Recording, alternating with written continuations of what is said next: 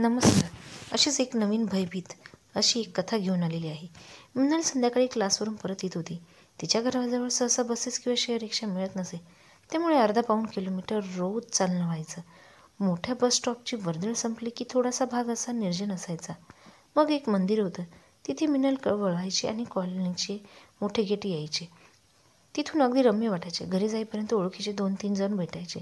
कुणीतरी बोलायचे. मोठ्या बस स्टॉप ते मंदिर या दरम्यान एक छोटीशी दर्गा होती. तिच्याजवळ 2-3 मर्क्युरी लाईट होते, पण ते क्वचितच चालू असायचे. त्यामुळेच या अर्ध्या किलोमीटरच्या अंतरात बऱ्याचदा दिवे नसायचे आणि नेमकी तिथेच मिनलला चालायला भीती वाटायची.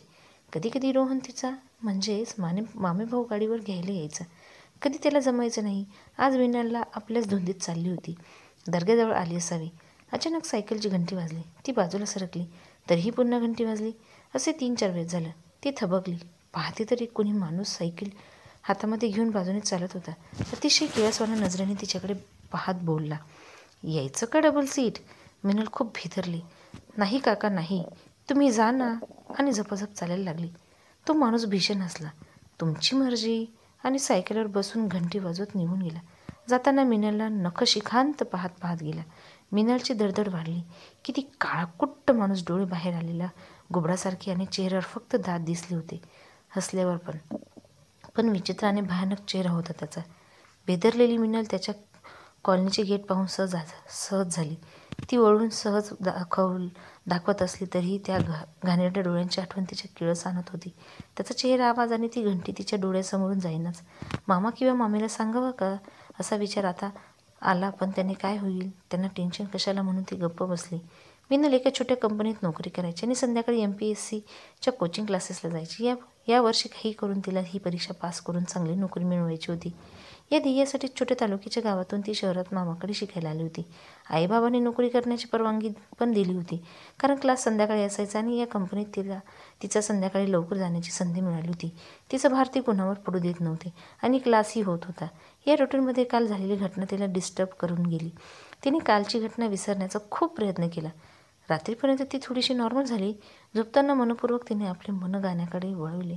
सकाळी तिला या गोष्टीचा विसर पडला. ऑफिसमध्येही तिला ह्या सगळ्यांचा विसर पडला. संध्याकाळी ऑफिसमधून क्लासला गेली. तिथून बस स्टॉपवर आली.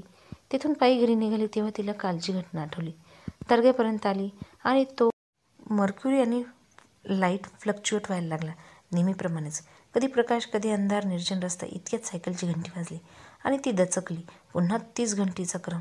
ती अंग वाचवून रस्त्याच्या कडेने चालू लागली. अतिशय लटपटपणे आणि किळसवाण्या आवाजाने तो बोलला, काय ठरलं मॅडम, यायचं का डबल सीट? आणि सायकलच्या दांडीवर हात मारला.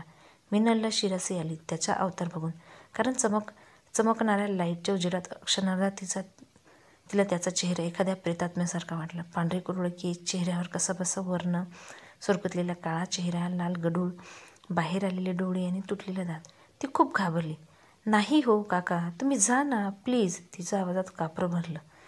तुमची मर्जी, उद्या तर यासालच ना, तो बोलला आणि सायकलवर टांग मारली. घंटी वाजवत मिनलला नखशिखांत निहाळत निघून गेला. आता मात्र मिनलचे पळाल्यागत चालायला लागली. कॉलनीचे गेट आलं आणि तिच्या जीवात जीव आला. घरी आल्या मामीने बोलली नाही की TV समोर बसली नाही. एखादं भूत किंवा पिशाच पाहिल्यासारखी तिची अवस्था होती. असं माझ्या बाबतीतच का होतंय हा प्रश्न मनात. आता काय करावं हा प्रश्न.